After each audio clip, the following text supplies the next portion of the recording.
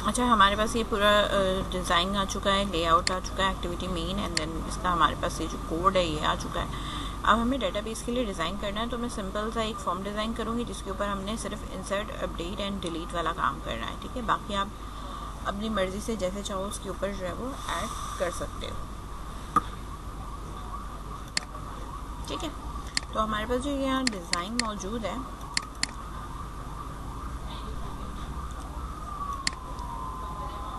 हमारे डिज़ाइन में जो यहाँ पे लिखा हुआ है वो हेलो वर्ल्ड लिखा हुआ है।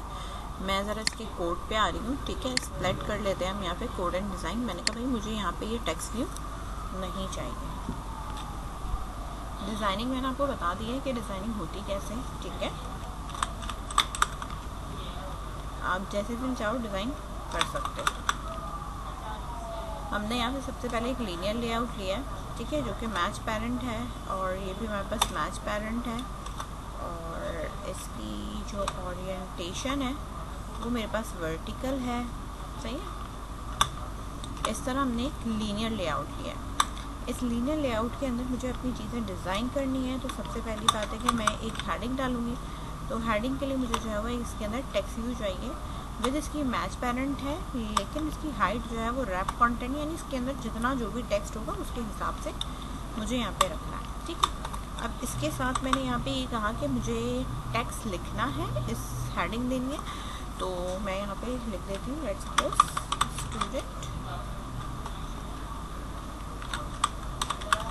Student info.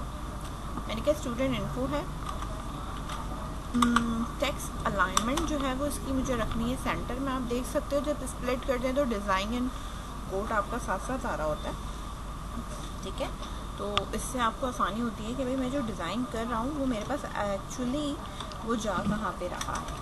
ठीक है, तो मैंने कहा भाई यहाँ पे मैंने टेक्स्ट अलाइनमेंट सेंटर कर दिया। हेडिंग मैंने ये कह दिया मुझे इसके ना टेक्स्ट साइज़ बड़ा करना है, इसका टेक्स्ट साइज़ छोटा है। ठीक है, चाहो तो आप वहाँ से डिज़ाइन से भी जाके सब चीज़ें कर सकते हो, चाहो तो कोड से भी कर सकते हो, आपकी अपनी मर्ज़ी होती है। ठीक है, तो हमने यहाँ पे कहा कि भाई हमारे पास जो टेक्स्ट का जो साइज़ है वो लेट्स सपोज 24 dp मुझे रखना है। ठीक है, तो अब ये मेरे पास आ रहा है। ठीक है, अब ये पूरा लिखना है तो पूरा लिख लो भाई, इन्फॉर्मेशन। ठीक है, अब लेट्स सपोज मुझे ऊपर से टॉप से अगर मार्जिन देनी है, कुछ भी अगर मुझे करना है, तो भाई मैं कहूँगी कि मुझे मार्जिन दे दो, टॉप से दे दो। ठीक है, मैंने कहा टॉप से मार्जिन दे दो 10 dp दे दो। ठीक है, तो वो थोड़ा सा नीचे आ गया। अगर मैं अब इसको इंक्रीज़ करना शुरू करूँ 15, तो ये देखो आप साथ साथ नीचे आता जा रहा है। ठीक है, अच्छा मेरे पास स्टूडेंट इन्फो हो गया, मेरे पास यहाँ पे ये चीज़ हो गई। इस तरीके से यहाँ पे स्टूडेंट इन्फो और मेरे पास हेडिंग आ चुकी है। टेक्स्ट का कलर भी इसके अंदर मौजूद है। आपको जो लगता है कि आप यहाँ पे लिख सकते हो, आप वो वहाँ पे कोड दे सकते हो। टील ये तो बने बनाए कलर हैं। ठीक है, अगर आपने अपना देना है तो आप यहाँ पे कोई भी अपना कोड यूज़ कर सकते हो और कोड यूज़ करके दे सकते हो, वरना आपके पास यहाँ पे जो प्रोजेक्ट के अंदर है वो आपके पास ये हैं। ठीक है, लाइब्रेरीज़ के अंदर आपके पास ये वाले कलर्स हैं। ठीक है, एंड्रॉइड के अंदर हमारे पास ये वाले कलर हैं। ठीक है, तो आप इनको भी यूज़ कर सकते हो। ठीक है, थीम एट्रीब्यूट्स में हमारे पास ये वाले कलर्स मौजूद हैं।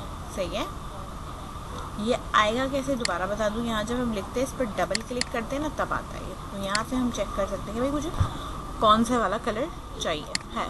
फिलहाल हमारे पास जो कलर है वो टील 700 पे है, जो भी हमने उसको यहाँ पे ले लिया। ठीक है, इस टेक्स्ट व्यू के नीचे अब मुझे पूरा अपना फॉर्म डिज़ाइन करना है। ठीक है, तो सबसे पहले हमें जो चाहिए वो टेक्स्ट बॉक्स चाहिए। लेबल लगाने की ज़रूरत नहीं है क्योंकि हम इसके अंदर प्लेस होल्डर लगा देंगे। एडिट टेक्स्ट है, अगेन हम इसको जो है वो मैच पेरेंट रखेंगे और इसको हम रैप कंटेंट रखेंगे। और इसकी हमने मार्जिन रखनी है टॉप से 10 dp। ठीक है, और बल्कि मैं मार्जिन टॉप से नहीं ओवरऑल मार्जिन रख रही हूँ, ताकि मुझे इधर से लेफ़्ट राइट टॉप बॉटम हर जगह से चाहिए, तो वो मैंने फ़िलहाल इसको 20 रख दिया। ठीक है, अब ये किस चीज़ का टेक्स्ट बॉक्स है, पहले तो इसकी आईडी भी असाइन करनी है। मैंने कहा भाई आईडी जो है वो मेरे पास है यूज़र, बल्कि स्टूडेंट आईडी है। ठीक है। और इसकी जो हिंट है वो हमारे पास क्या है, स्टूडेंट आईडी, ठीक है। यहाँ हमारे पास स्टूडेंट आईडी आएगी, सेम चीज़ है, कॉपी कर लो,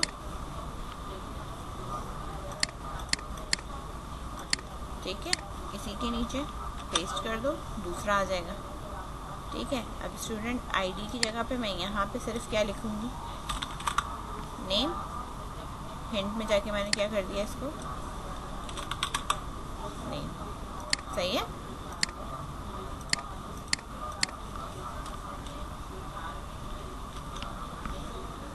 ठीक है। अब इसको बारी बारी हमने उसी चीज़ को पेस्ट कर रही हूँ मैं, और मैं बारी बारी चेंज कर रही हूँ, ठीक है। मेरे पास आईडी हो गया, नेम हो गया, ईमेल हो गया,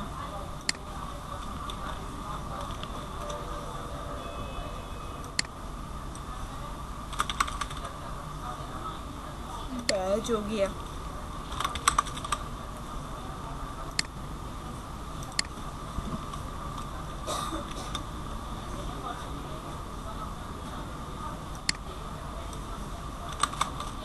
डेट ऑफ बर्थ हो गई,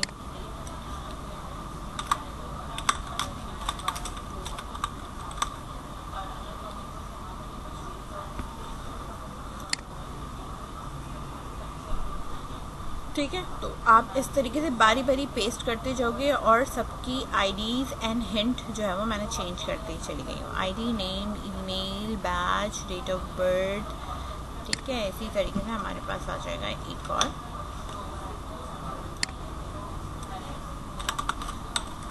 जेंडर,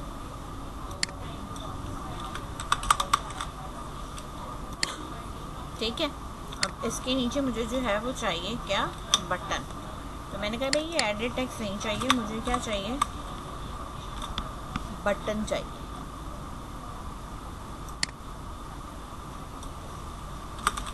BTN इंसर्ट,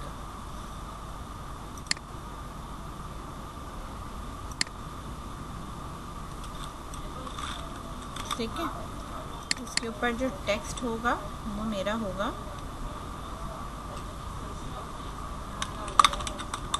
इंसर्ट, ये मेरे पास होगा रैप, क्योंकि जितना बड़ा बटन है सिर्फ उतना ही बड़ा होना चाहिए, पूरे इस पे नहीं आना चाहिए, मतलब पूरी स्क्रीन पे नहीं होना चाहिए, जितना टेक्स्ट है उतना ही होना चाहिए इसको।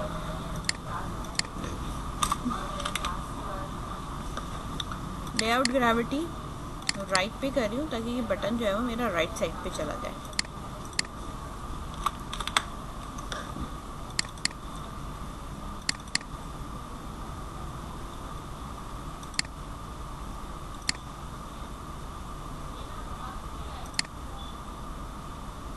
ठीक है। इस पे उस वक्त तक फ़र्क नहीं पड़ेगा क्योंकि मेरे पास जो थीम के जो कलर्स हैं ना, ये उसकी वजह से ही ऐसा है, ठीक है।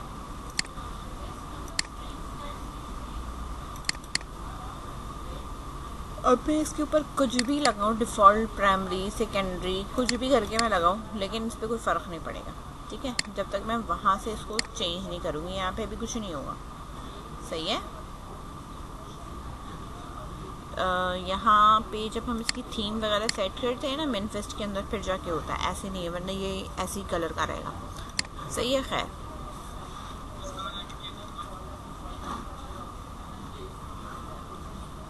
अपने जितने भी कलर्स थे वो सारे चेंज कर दिए हैं। यहाँ पे इनको पर्पल की जगह पे मैंने ये चेंज कर दिया, इधर से भी चेंज कर दिया, इधर से भी चेंज कर दिया। जब मैंने चेंज किया तो यहाँ पे आपको खुद ही चेंज नज़र आएगा, ठीक है।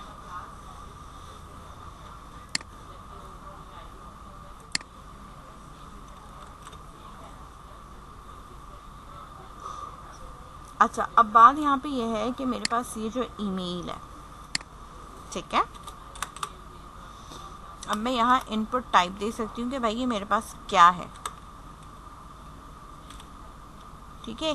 मैंने कहा टैक्स है ईमेल एड्रेस का है, ठीक है। तो फिर ये ईमेल एड्रेस टाइप का जो है वो पैटर्न ही रिसीव करेगा, मतलब आपको हिंट देगा, कीपैड इस तरह का देता है, ठीक है। डेट ऑफ बर्थ है, ठीक है, इधर मैं कर सकती हूँ इनपुट टाइप जो है वो मेरे पास क्या है, सिंपल डेट है, तो वो डेट टाइप का ही पैटर्न आपको रिसीव करेगा या कीपैड खोल के देगा आप। सही है। ईमेल पे बताया मैंने, डेट ऑफ बर्थ पे बताया। आईडी अगर सिर्फ नंबर रखनी है तो आप इसके ऊपर इनपुट टाइप कह सकते हो कि भाई यहाँ पे सिर्फ और सिर्फ नंबर ही आएगा, इसके अलावा कुछ नहीं आएगा। ठीक है, तो इस तरीके से हम इनपुट टाइप डिफाइन कर सकते हैं इनके ऊपर। खैर,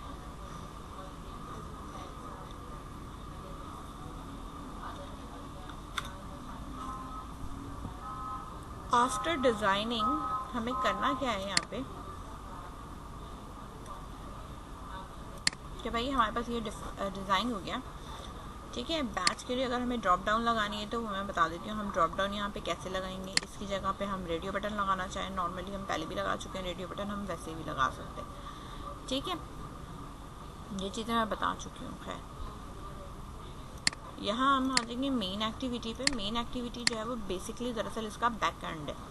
तो इसके बैक एंड के ऊपर हमारे पास एडिट टेक्स्ट बॉक्स है, जितने भी हैं हमारे पास वो सारे आएंगे, और हमारे पास बटन सिर्फ एक ही है इंसर्ट का। 1 2 3 4 5 6 टेक्स्ट बॉक्सेस हैं हमारे पास। मैंने कहा भाई मेरे पास जो है ना वो 6 टेक्स्ट बॉक्सेस हैं। एक आईडी का है, नेम का है, ईमेल का है। ठीक है, मेरे पास जितने भी हैं आप यहाँ देख सकते हो, नेम है, ईमेल, बैच है। ठीक है, डेट ऑफ बर्थ है। सही है, और हमारे पास जेंडर है। तो मेरे पास टोटली जो 6 हैं वो 6 के 6 मेरे पास यहाँ पे आ गए। इसके बाद हमारे पास एक बटन मौजूद है और वो हमारे पास है इंसर्ट BTN। यानी हमारे पास इंसर्ट का बटन मौजूद है।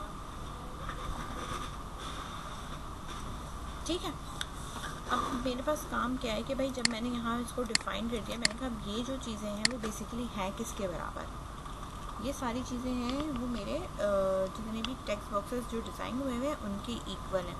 तो यहाँ आप बिल्कुल वैसे ही लिखते हैं कि भाई आईडी बराबर है find view bye ID r dot id dot like this।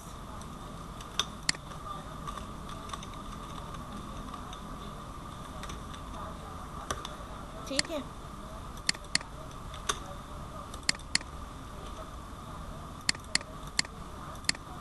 मैं बताती हूँ कि बारी बारी हमने क्या करना है। आईडी हो गया, नेम हो गया, ईमेल हो गया, ये वाले उठाया पहले, इनके बराबर करा।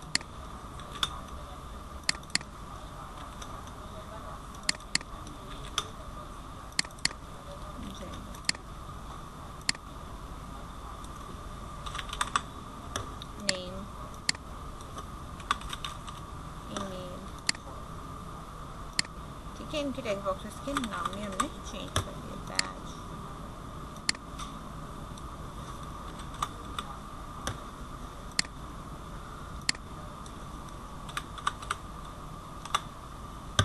जेंडर। ठीक है, ये टेक्स्ट बॉक्सेस के लिए हो गया। बटन के लिए हो गया।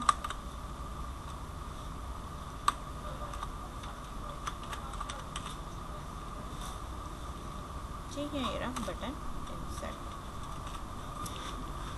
ठीक है, तो मेरे पास ये सारी चीज़ें जो हैं वो आ चुकी हैं कि मैंने ये सब कुछ कर लिया। अब मुझे जो काम करना है वो इस बटन के इंसर्ट के ऊपर रिकॉर्ड डेटाबेस के अंदर इंसर्ट कराना है। तो मैं सबसे पहले इस इंसर्ट BTN के ऊपर इवेंट बनाऊंगी, सेट ऑन क्लिक लिसनर। ठीक है, न्यू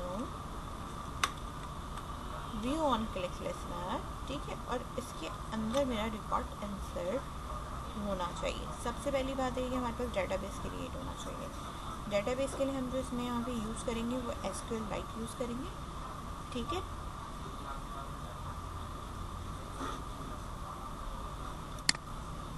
अपना टेबल क्रिएट करेंगे।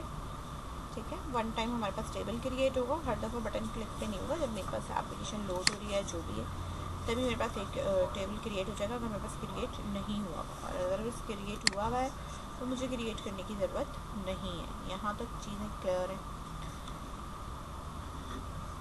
काइंडली चैट पे जवाब दो।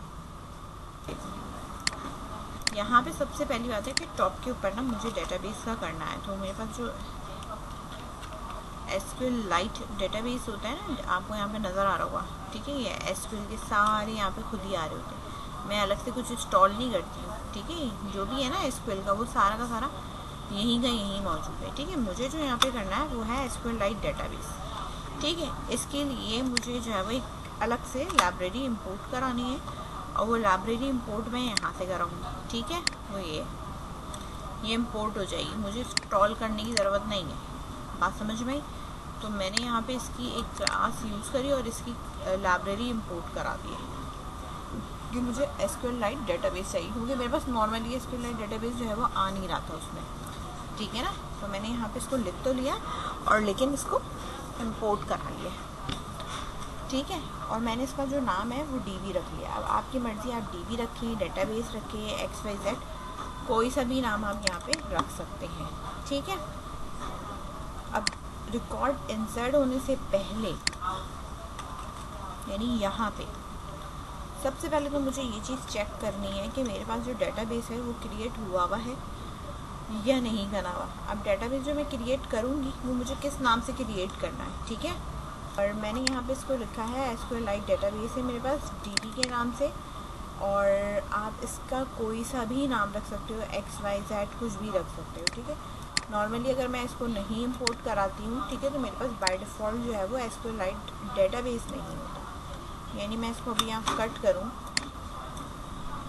और आपको दिखाऊँ, तो इसके अंदर SQL की बहुत सारी चीज़ें हैं, लेकिन SQLite डेटाबेस का कहीं भी आपको नज़र नहीं आ रहा होगा, ठीक है। जब हम SQLite डेटाबेस मैं इस पर लगाती हूँ तो मुझे यहाँ ऊपर जो है वो इसकी लाइब्रेरी इंपोर्ट करानी पड़ेगी, सही है। अब यहाँ पे जहाँ पे मेरे पास ये ऑन क्रिएट का मेथड है, यानी बटन क्लिकिंग से पहले यहाँ पे मैं सबसे पहले अपना चेक करूँगी कि मेरे पास डेटाबेस मौजूद है नहीं है, टेबल क्रिएट हुआ है नहीं हुआ, रिकॉर्ड कहाँ जाना चाहिए। इतनी बात समझ में आई?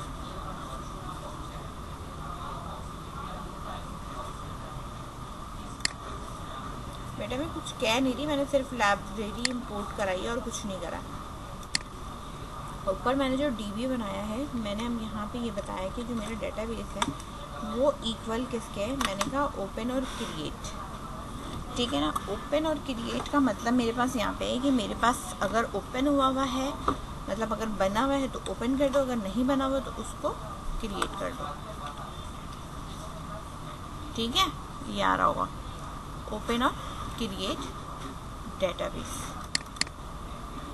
ठीक है। SQLite डेटाबेस के अंदर का मेरे पास ये मौजूद है। मैंने कहा भाई मुझे ओपन और क्रिएट की बात करनी है डेटाबेस, और मुझे यहाँ पे ये बताना है कि मेरे पास डेटाबेस का नाम क्या है। डेटाबेस का मैंने नाम कह दिया भाई एप्टिक है, एप्टिक DB रख दिया, या जो भी आपको रखना है आप रख सकते हो यहाँ पे, ठीक है। माई DB रख लो, कुछ भी रख लो, ठीक है, कॉमा,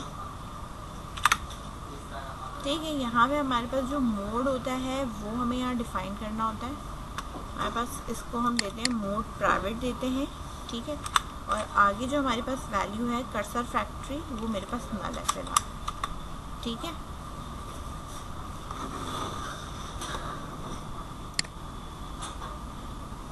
बेटा मोड प्राइवेट जो है ना, ये आपको एक इंटीजर वैल्यू देता है क्रिएट करने के लिए, ठीक है। मैंने इस पर मोड प्राइवेट रखा है, तो ये बाय डिफ़ॉल्ट जो है वो क्या करेगा, एक इंटीजर वैल्यू 0 या 1 पिक कर रहा होता है, सही है। मैं अगर आपको यहाँ पर कर्सर रख के दिखाऊँ,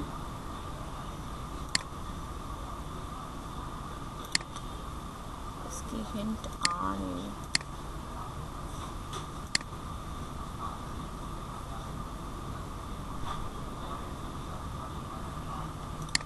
अच्छा ये इसकी हिंट आए तो फिर मैं आपको दिखाऊँ।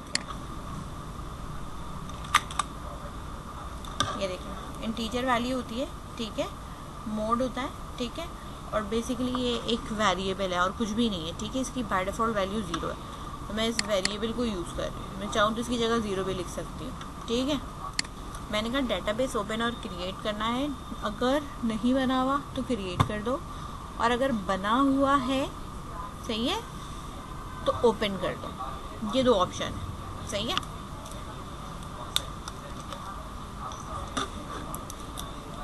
अच्छा, टेबल क्रिएट करना होता है, फिर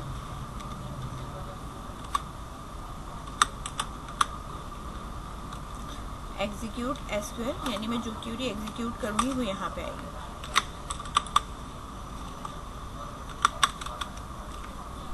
create table if not exist, ठीक है, और टेबल का नाम, ठीक है। और फिर इसकी यहाँ पे सारी चीज़ें आती हैं। मैंने ये कहा कि टेबल क्रिएट करो अगर वो मौजूद नहीं है। इसका मतलब ये कि जब भी मेरे पास एप्लीकेशन चलेगी ये कोड हर दफ़ा नहीं चलेगा, फर्स्ट टाइम चलेगा, सही है ना। क्योंकि जब मैं फर्स्ट टाइम एप्लीकेशन चलाऊंगी, मेरे पास डेटाबेस नहीं होगा, मोबाइल में डेटाबेस बन जाएगा। यहाँ पे दे दिया है, ठीक है, एग्जीक्यूट, ठीक है। तो ये क्या होता है कि एप्लीकेशन, आप ज़ाहिर सी बात है, जब भी आप मोबाइल के ऊपर अपनी एप्लीकेशन खोलोगे हर दफ़ा ये कोड चलेगा।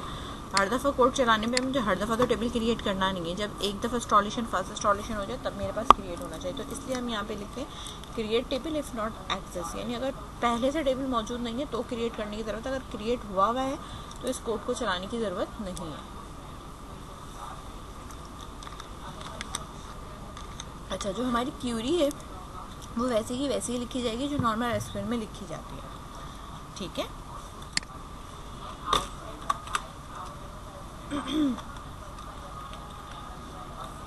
अच्छा, सबसे पहली बात है कि मुझे आईडी वगैरह चाहिए, वो मुझे तो मैंने यहाँ पे लिखा भाई std id है, नॉर्मल सिंपल, मैंने कहा आईडी है, इंटीजर है,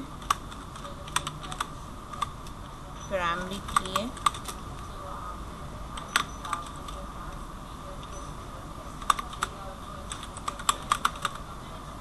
ऑटो इंक्रीमेंट है, ठीक है। ये चीज़ें आप लिखोगे। नेम है varchar 50, ठीक है, कॉमा। इसके बाद मुझे चाहिए ईमेल है, varchar है, varchar का v स्मॉल है,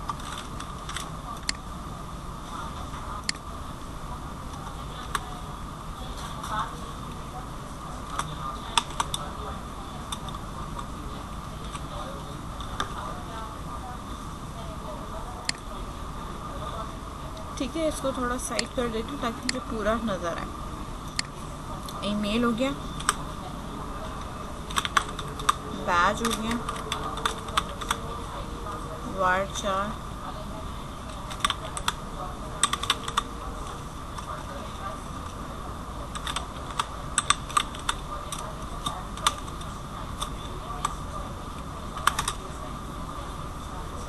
आईडी है, नेम है, ईमेल है, बैज है, varchar है, डेट ऑफ बर्थ है,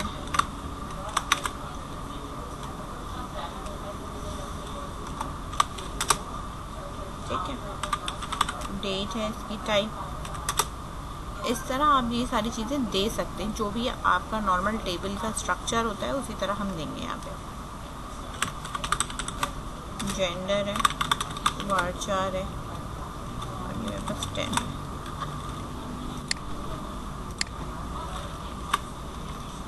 ठीक है। तो ये हमारे पास जो टेबल जैसे बनता है इसको वैसे ही हम बनाएंगे। तो इंसर्ट की क्यूरी बता रहे हैं,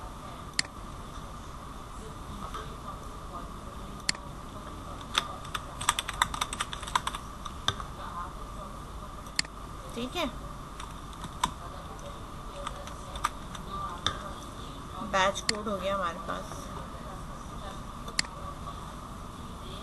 आईडी हो गया, नेम हो गया, ईमेल हो गया, बैच हो गया, डेट ऑफ बर्थ होगी, सही है। और यहाँ जेंडर हो गया। ये होता है रिकॉर्ड इंसर्ट का कोड। बात समझ में आ रही है? अगर मैं अब इस चीज़ को उठाऊं और उठाकर इधर मैं कहूँगी भाई डेटाबेस में एक और एग्जीक्यूट करनी है क्यूरी, और वो मेरे पास जो क्यूरी है वो कुछ न्यू है, ठीक है। अब इसकी जगह पे मुझे ज़ाहिर सी बात है अली तो नहीं लिखना, मुझे तो ये लिखना है, सही है। तो मैं भाई अब यहाँ पे यही कहूँगी ना कि भाई जो भी कोटेशन है या कुछ भी है, मैंने कहा भाई नेम जो ऊपर है गेट करो उसका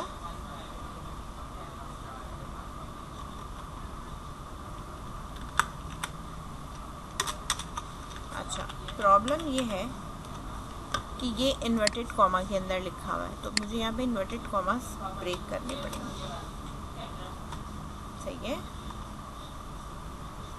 क्योंकि ये स्ट्रिंग है ना इसलिए।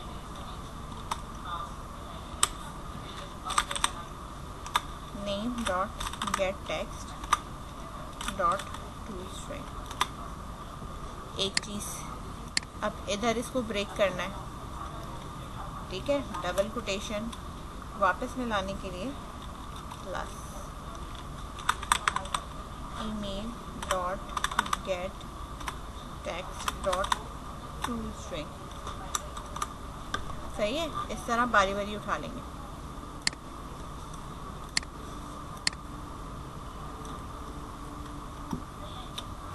डबल कोटेशन वापस में लाने के लिए ये, और अब मैंने यहाँ लिखा back dot get text dot to string. Date of birth है, ठीक है, DOB dot get text dot to string, और ये जेंडर है, तो यहाँ पे भी आपके पास सेम उसी तरीके से यहाँ पे आएगा gender dot get text dot to string, सही है। तो इंसर्ट इनटू की जो वैल्यूज़ है जो मेरे पास है वो मेरे पास यहाँ पे मौजूद है, और ये हमारे पास इस तरह से बारी बारी सारे पैरामीटर्स लिखे जाएंगे। इसके अंदर बस इनकी जगह पे इनके टेक्स्ट बॉक्सेस के नाम लिख दिए जाएंगे जो हमने यहाँ पे लिख दिए हैं भाई कि ये वाले नाम है, और इस तरीके से इनको उठाना है। जब ये हो जाएगा तो सिंपल आपने एक टोस्ट नोटिफिकेशन लगानी है और इसके अंदर लिख देना भाई रिकॉर्ड इंसर्टेड, बस और कुछ नहीं करना, ठीक है। रिकॉर्ड आपका क्या हो जाएगा, इंसर्ट हो जाएगा, सही है, नथिंग एल्स। हर दफ़ा आपने ये चेक करना है कि भाई डेटाबेस बना हुआ है, टेबल बना हुआ है या नहीं, और उस टेबल के अंदर जो भी रिकॉर्ड डालना है वो क्या है, इस तरह ही डालेगा, इंसर्ट की क्यूरी से ही डालेगा, और हमारे पास रोज नोटिफिकेशन आ जाएगी कि रिकॉर्ड मेरे पास इंसर्ट हो चुका है, ठीक है। अब ये बिल्ड हो रहा है, ठीक है। जैसे ही ये ओपन होगा, क्योंकि जैसी बात है फर्स्ट टाइम हमने खोला है तो टाइम कंज्यूम करेगा। जब फर्स्ट टाइम हम एप्लीकेशन चला लेते हैं, फिर हमारे पास दोबारा जब हम री रन कर दें तो हमारे पास थोड़ी फास्ट रन होती है, ठीक है। इंस्टॉलेशन हो रही है,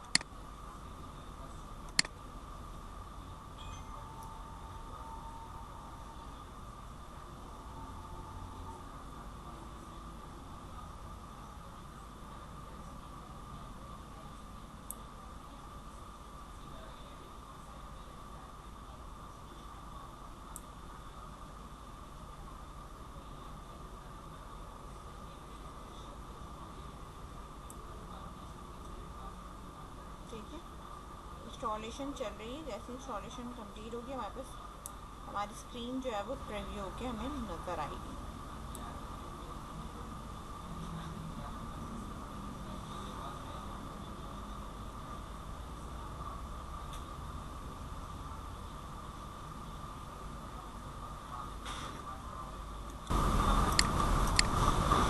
अच्छा, अब इसने कुछ एरर दिया है, बाहर निकालूंगा।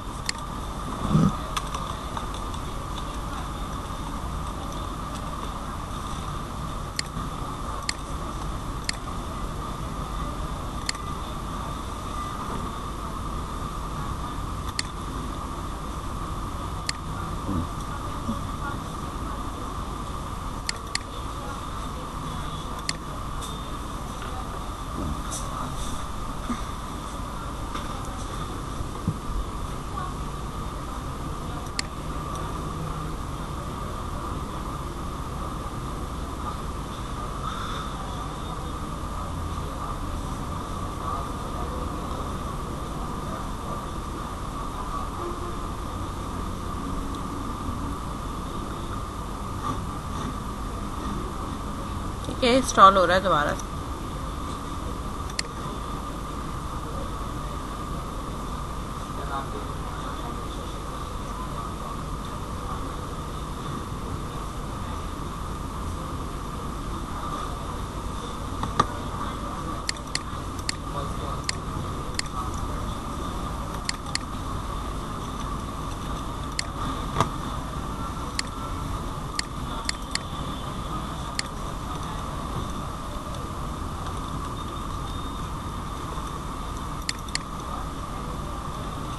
ठीक है, यहाँ इसको मैं पूरा दे रही हूँ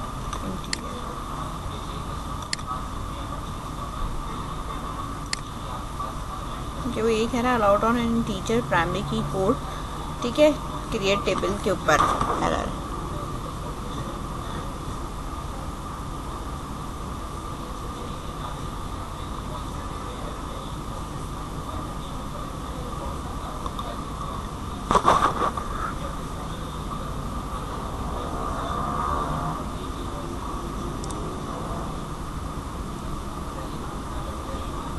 ठीक है, अब मैंने इसका एरर रिजॉल्व करा है, तो अब ये मेरे पास चल रहा है, ये देखो।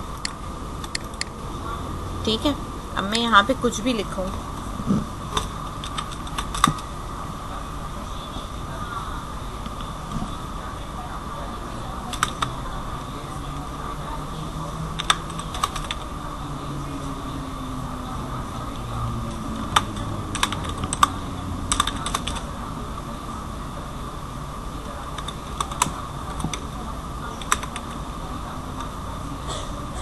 ठीक है।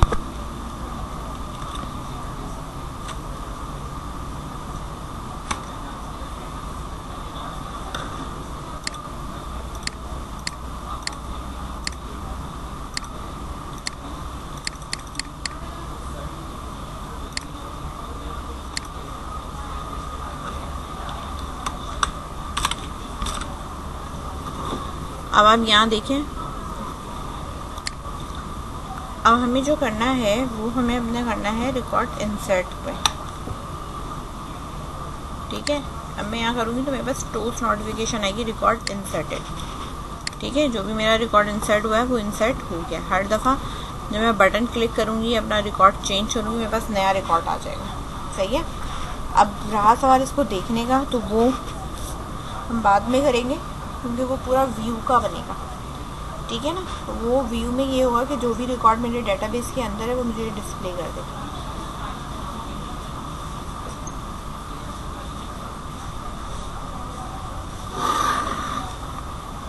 उसके लिए मैं आपको रिसाइकलर व्यू से काम कराऊंगी, क्योंकि हमारा व्यू बनेगा और वो अलग लेआउट बनेगा जिसके अंदर हमारे पास अलग अलग, जैसे मैंने शो रिकॉर्ड्स या जिस पे क्लिक किया तो मेरे पास सारे रिकॉर्ड्स डिस्प्ले होना चाहिए।